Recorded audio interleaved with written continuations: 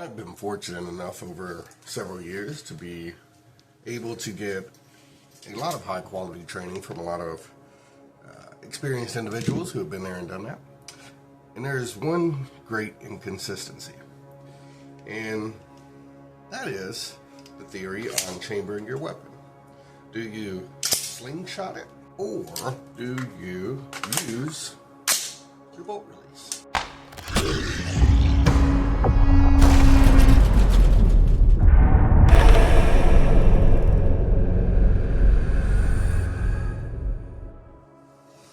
Hello again and welcome back. Lead instructor Lespina with Spear Training Group here. This is kind of just an ongoing thing that I've seen in the industry, and every time I take a class, every instructor has different ways of going about it, and they're all legitimate. This is one of those interesting things where your school of thought and your specific use case is going to determine which one you do, more so than one is necessarily better than the other. So what am I talking about? Whenever we have slide lock or bolt lock on a rifle, we'll take a look at that here in a little bit. Whenever you're chambering a round, you have to get that round in the battery somehow. Now, you can do slingshot, which you pull back and release, or you can use your slide release. Now, why does that matter? Whenever we are rechambering around there or putting our weapon in a battery, we can use our slide release or bolt release, which it's going to be synonymous for the purposes of this conversation. We can use either one, but it's worth noting our slide and bolt both have a certain length of travel that they have. Now, I am locking the slide in place using my thumb here, but if you notice, I can still go back just a little bit. Let's say that's about 5% of the travel of the slide. Well, that extra 5% that I'm giving it is 5% more energy to chamber a round. So if I have a gritty gun that is maybe not quite cleaned, I'm gonna have to purposefully do this. It's possible just using my slide release here won't allow it to go back in the battery because, oh well, it didn't quite have enough slide energy to return in the battery. Now, in this case, this is a very thoroughly beaten in weapon, but the theory is using that extra 5% of energy in that spring would allow it to return the battery. And the same goes for a rifle. Now, or AR pistol in this case, ATF. I like my dog. So in this particular case, we can insert our magazine and we can use bolt release to return the battery, right?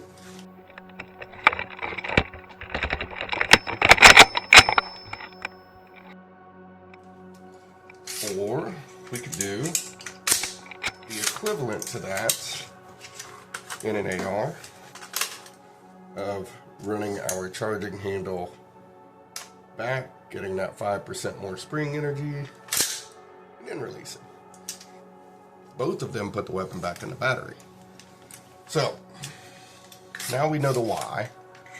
What is the preference that everybody says?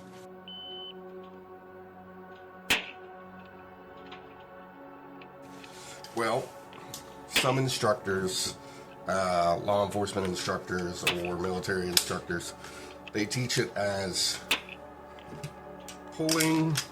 Let me get an example here. They teach it as pulling back to get that extra 5% will guarantee it goes in the battery every single time.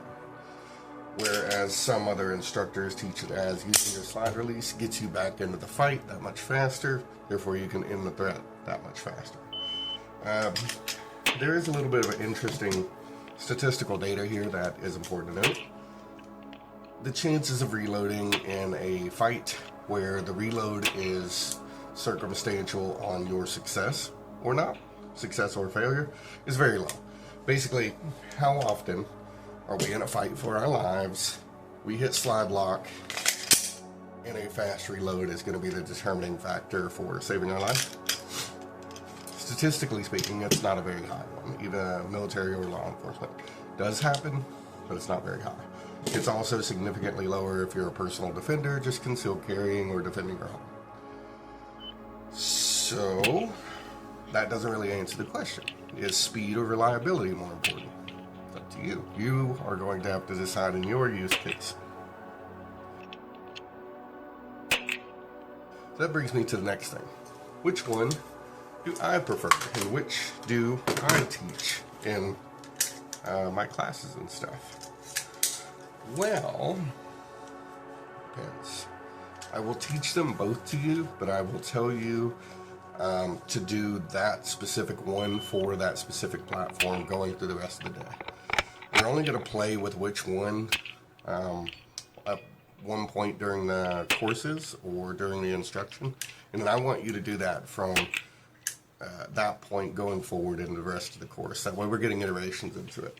So if you are the believer of pulling your bolt carrier back and releasing it, do that for the rest of the day. If you are the believer of using your bolt release, do that for the rest of the day.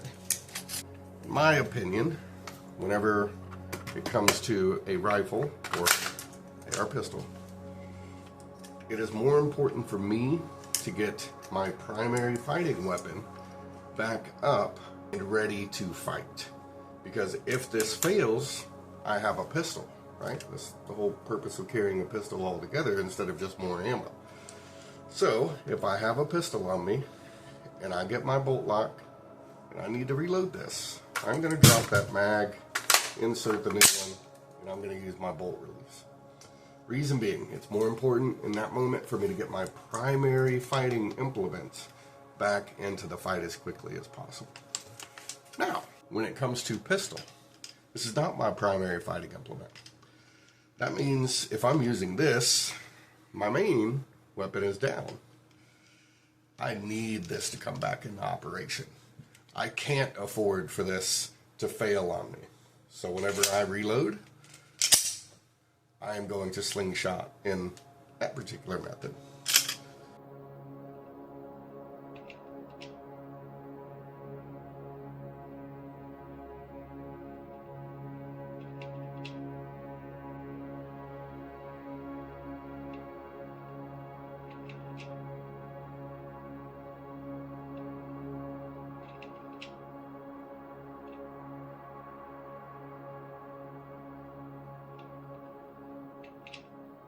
So, in short, yet again, if my rifle goes dry, I hit bolt lock. Which one am I going to do? I'm going to drop that magazine, insert the new one, get that bolt release, and get back in the fight. If my pistol hits slide lock, I'm going to drop that magazine, slingshot, and get back into the fight. Now, one of the things we do at Spirit Training Group is also test the information that we are putting out to you. I don't like to just approve random curriculum because somebody said it on the internet. So how much time do we actually save using our slide release or our bolt release? On average, it's about a quarter of a second. Not very much at all. Could that quarter of a second be the difference between life and death? Yeah, maybe. How often does that bolt release or slide release actually fail to chamber around?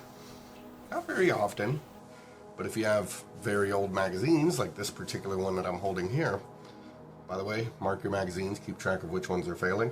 If you have old magazines, you need to know if it is not going to go into battery effect. I'm trying to manually induce it and I can't. Glock better than SIG.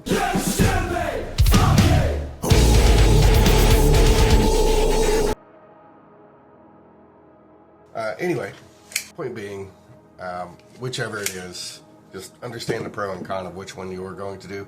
Maybe you're going to slingshot both rifle and pistol. Maybe you're going to use the slide lock bolt release. on both rifle and pistol. Doesn't matter, as long as you know the philosophy of it.